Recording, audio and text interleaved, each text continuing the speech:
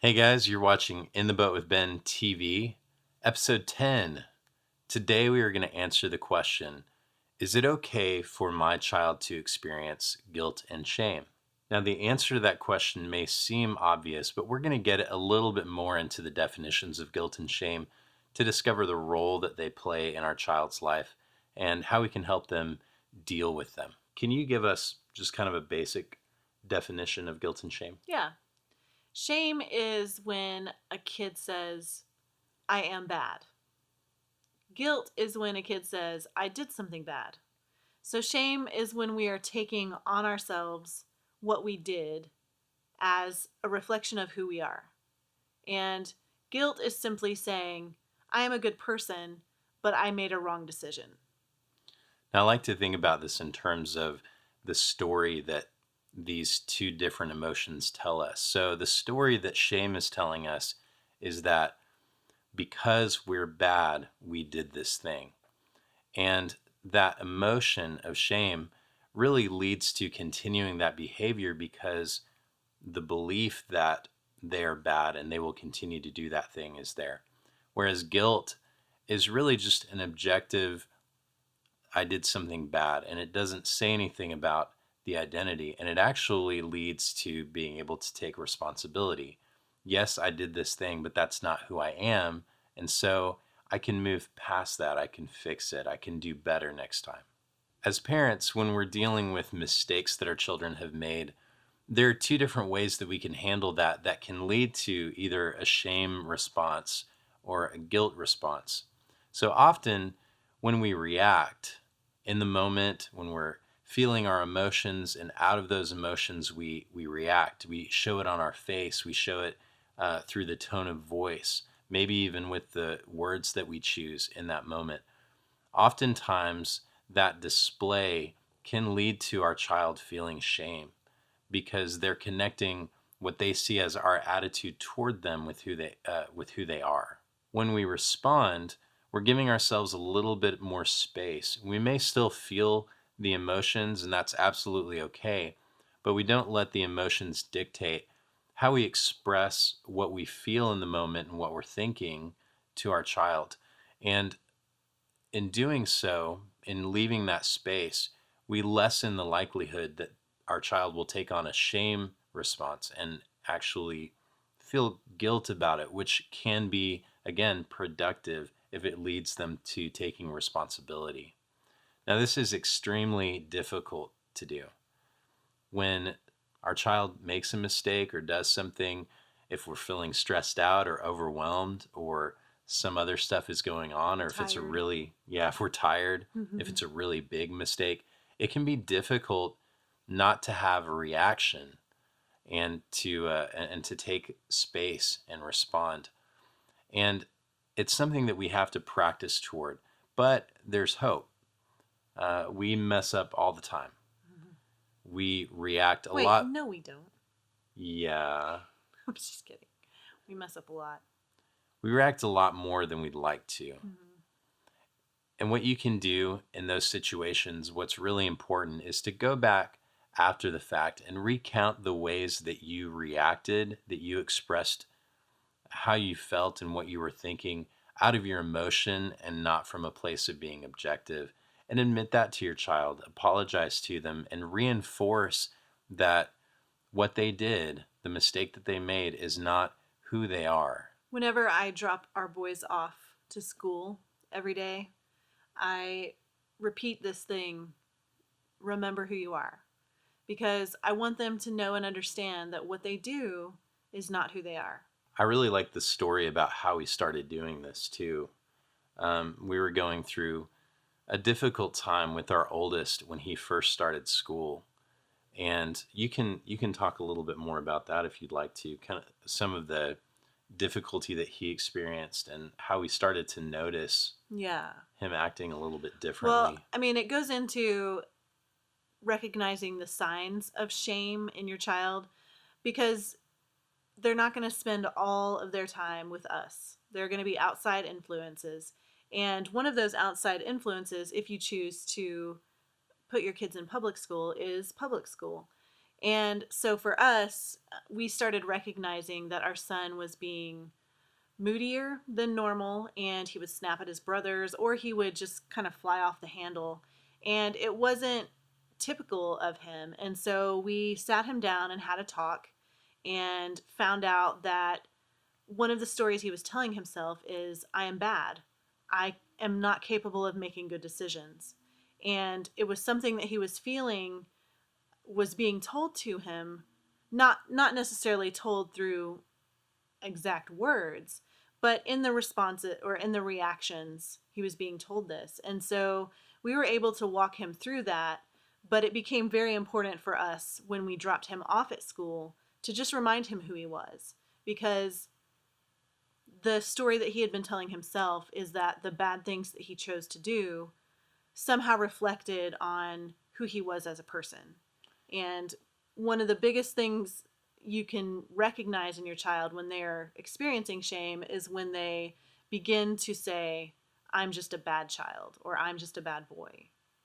Yeah, it was really heartbreaking to hear those words coming out of his mouth and to suspect that maybe somebody in his life that wasn't us was leading him along into that belief. And we can't expect everybody who is a part of our child's life as they grow up to be that sensitive, um, or even necessarily that knowledgeable about the difference between guilt and shame, the difference Mm-hmm. between what somebody does and who somebody is. And so it's important for us to watch out for those signs and to, if we notice them, to reinforce, and maybe even educate the people who are in his life and say, hey, he's been saying these things, and I want to make sure that we're on the same page, that we understand that he's not a bad kid. And if you believe that, then maybe I need to take him out of Mm-hmm. that environment. And saying that your kid is going to experience shame in places outside of your home, it makes it a little scary. Some people might be like, well, I don't want a public school if that's going to be the case. But the thing that we try to remember is that when our kids experience shame and we're able to walk them through that, that helps them in the future. Because the truth is, even as adults, we still experience shame. And if we can learn how to turn that shame around into something that is healthier for us, like guilt, then we're providing our kids with an invaluable tool. Yeah, I definitely don't prescribe trying to protect your child from any situation where they might experience or be with somebody who doesn't get them, who sees them as bad necessarily. Just like you said, as adults, we experience this every day, and it becomes really our responsibility to decide how we're going to react in that situation, what we're going to believe about ourselves. And so it can be a good opportunity for them to practice through those things. But if it's really bad and it's something that you see it being very difficult for them to overcome, it might be a good idea to take them out of that environment. Mhm. Finally, one of the most powerful things we can do as parents is to demonstrate a healthy relationship with guilt and shame. And one of the ways that we do that is by working through our own shame. Many of us have situations in our past, things that either happened to us or mistakes that we've made or things that people have told us that have given us a false identity based in shame. And so the more I'm able to go back and work through those things, take responsibility for what I can, and get rid of the pieces of false identity, the healthier I'm going to be. And the more my children are going to get to see that. And if they see us doing that, if they see us practicing working through our shame, they're going to be more equipped to do that for themselves in the future. And if you're wondering where you can possibly start with that, one of the best places to start is with all of the things that bug you about your kids, because there there are usually shame stories around those things that bug us about our kids. Like whining is one of them for me. And it's because when I was a kid, I was shamed for whining. Mm. And so it's worth it to do the work and go back to those shame stories and turn them around. Another thing we can do, you've probably heard this term before, the whole mom guilt or dad guilt or parent guilt. It's the guilt that we feel when maybe we're doing something that seems like we're putting ourselves first, whether it's pursuing a dream or going and trying to relax somewhere, spending time working outside of the home while your children are being taken care of by somebody else. And I want to just say here that I think we are misrepresenting guilt. I think what's really going on there is shame, Mm-hmm. because the story that we're telling ourselves is when we pursue our dreams, when we work outside of the home and we're not the ones taking care of our kids, when we're doing nice things for ourselves, we are bad parents, or we are not enough, or we're not doing a good enough job. And that's not a story that guilt tells.